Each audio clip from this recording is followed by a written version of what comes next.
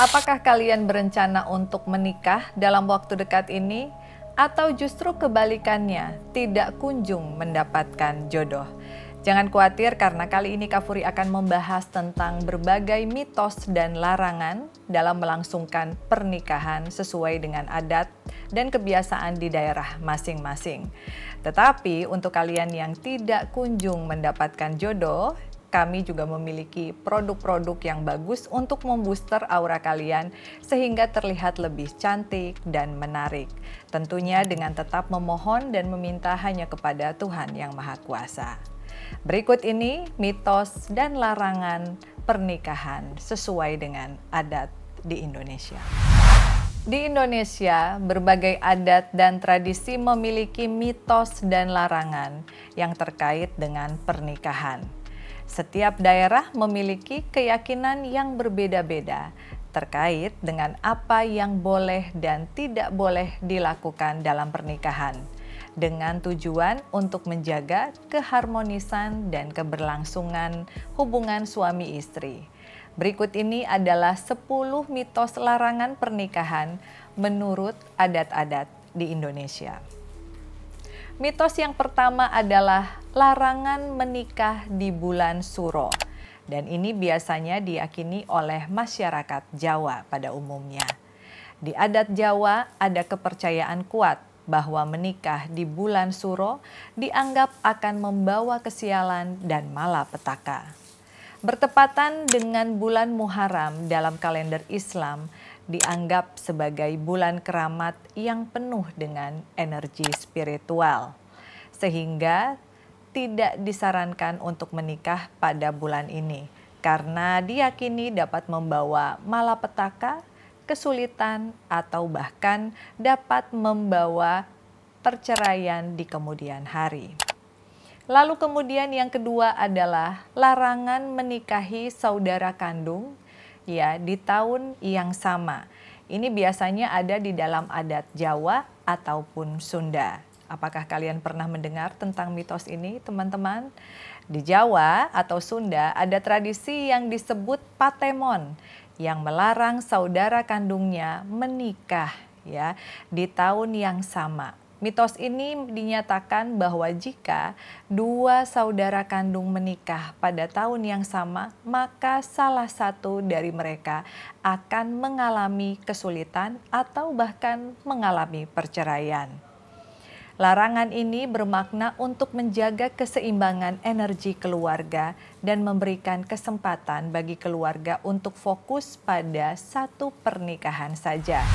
Kemudian yang ketiga, larangan melangsungkan pernikahan tanpa restu orang tua. Nah, ini sangat dikenal di kebudayaan masyarakat Batak ya.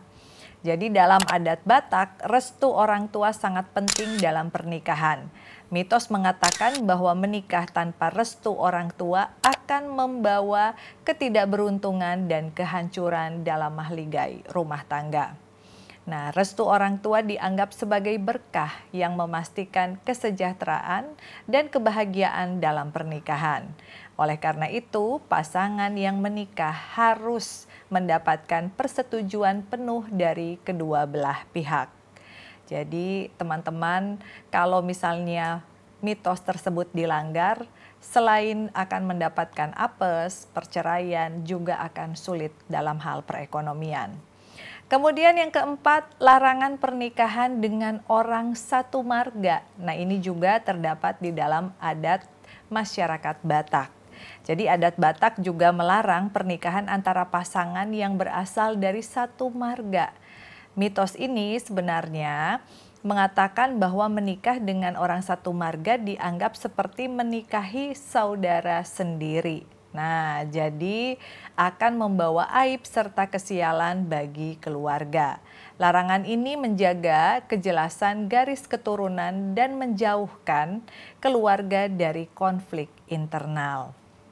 Kemudian larangan yang kelima adalah larangan menikah di hari Selasa dan juga hari Sabtu. Ini sangat diyakini oleh masyarakat Bali dan juga masyarakat Jawa ya teman-teman. Bahwa menikah di hari Selasa dan Sabtu dianggap tidak baik. Ya, jadi mitos ini berdasarkan kalender Bali yang menyebutkan bahwa kedua hari ini membawa energi negatif atau tidak harmonis untuk pernikahan yang dilakukan di hari-hari ini. Jadi diyakini bisa menyebabkan pasangan mengalami banyak masalah atau ketidakbahagiaan dalam hubungan rumah tangga. Apakah kalian percaya dengan mitos tersebut? Kemudian yang keenam, larangan pengantin wanita meninggalkan rumah sebelum hari pernikahan. Ini ada di dalam adat masyarakat Minangkabau. Jadi dalam adat Minangkabau terdapat larangan bagi pengantin wanita untuk meninggalkan rumahnya beberapa hari sebelum pernikahan. Mitos ini sebenarnya bertujuan menjaga kesucian serta kewibawaan dari pengantin itu sendiri ya. Jadi sebelum hari pernikahan, jika dilanggar diyakini bahwa pernikahan akan penuh dengan masalah atau bahkan gagal di kemudian hari. Jadi sebenarnya larangan tersebut bukan hanya ada di dalam adat masyarakat Minangkabau saja, tetapi juga di masyarakat Sunda ataupun Jawa. Istilahnya dipingit, karena kita juga selain menghindari hal-hal tersebut juga menghindari kecelakaan, begitu ya. Kemudian yang ketujuh, larangan menikah pada wuku wayang, ya, dan ini sangat dikenal di masyarakat Bali. Di dalam adat Bali terdapat sistem penanggalan wuku yang terdiri dari 30 siklus. Dan salah satu wuku, yaitu wuku wayang, dianggap sebagai waktu yang tabu untuk melangsungkan pernikahan. Mitos ini menyatakan bahwa menikah di wuku wayang akan mendatangkan kesialan dan pasangan tersebut bahkan dapat membawa kematian di dalam keluarga. Mungkin penjelasan lebih detailnya orang-orang Bali, masyarakat Bali yang lebih paham ya teman-teman. Kemudian yang kedelapan adalah larangan menikah dalam satu kampung. Ini menurut kepercayaan masyarakat Bugis. Nah, kenapa demikian?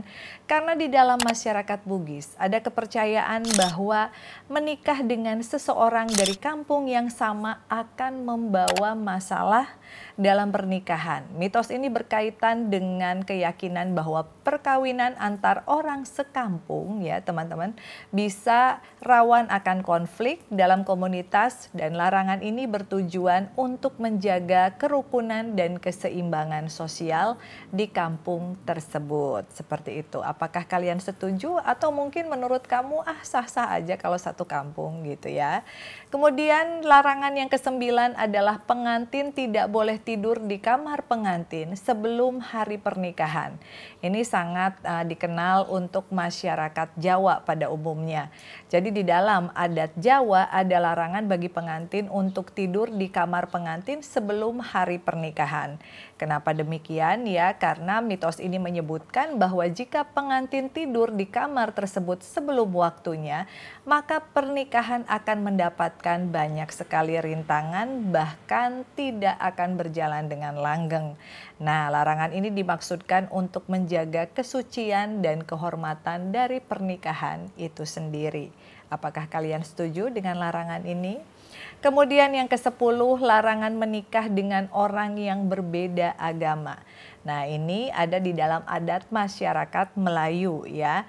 Di dalam adat Melayu yang kental dengan pengaruh Islam, menikah dengan orang yang berbeda agama dianggap tabu dan bisa membawa nasib buruk bagi keluarga. Mitos ini menegaskan bahwa perbedaan keyakinan akan menyebabkan konflik dalam rumah tangga dan mengganggu keharmonisan keluarga. Bahkan larangan ini berakar pada pentingnya menjaga kesamaan nilai-nilai spiritual di dalam pernikahan itu sendiri. Apakah kalian setuju dengan larangan yang ke-10 ini? Jadi larangan-larangan dalam pernikahan yang ada di berbagai adat di Indonesia sebenarnya mencerminkan keyakinan tentang pentingnya harmoni ya, kesucian serta persiapan yang matang dalam menjalankan kehidupan rumah tangga. Meskipun sebenarnya tidak selalu logis. Mitos-mitos ini tetap dihormati sebagai bagian dari tradisi dan kepercayaan yang dipegang teguh oleh masyarakat setempat. Nah, bagaimana nih teman-teman? Apakah mitos tersebut cukup relevan dan sesuai dengan kejadian yang kamu alami saat ini? Atau mungkin menurut kalian itu hanyalah mitos belaka? Jangan lupa like, subscribe YouTube terbaru dari Furi Harun Channel. Dan buat kalian yang auranya kayaknya kurang begitu menarik, ya perlu aura booster, jangan ragu untuk menghubungi admin Boneka Furi Harun account. See you on the next episode. Bye-bye.